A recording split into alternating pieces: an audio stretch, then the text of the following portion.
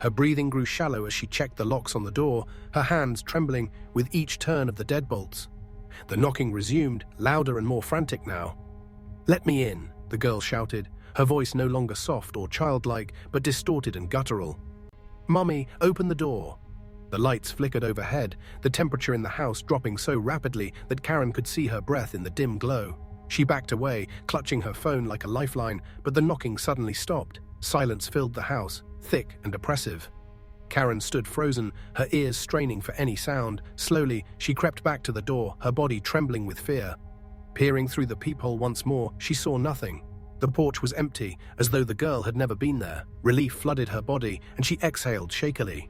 She turned to head back to the living room when she heard it. Footsteps. They were slow and deliberate, coming from inside the house. Karen's body went cold. She turned, her wide eyes fixed on the staircase. The footsteps were coming from upstairs, from where her children were sleeping. "No," she whispered, her voice barely audible. "No, no, no."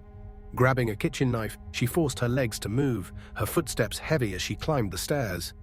Each creak of the wooden steps made her flinch. At the top, the hallway stretched before her, dark and suffocating. Then she heard it. A faint giggle, high-pitched and chilling, echoing from the children's room. Karen pushed the door open, her knuckles white as she gripped the knife. The room was empty. The beds were neatly made, the blankets tucked in, as if no one had been sleeping there at all. Tears welled in her eyes as panic gripped her chest. "Mommy," the voice came again, this time from right behind her. Karen spun around, her knife raised, her breath caught as she saw her own reflection in the mirror across the room. But something was wrong. Her reflection was smiling, though her face was not. The grin stretched impossibly wide, and the black voids of the girl's eyes stared back at her from her own face. "You should not have ignored me," the voice whispered from the reflection.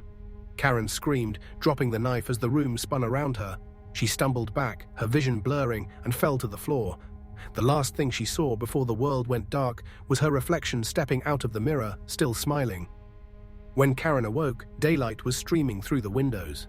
The house was silent again, the eerie events of the night feeling like a distant nightmare.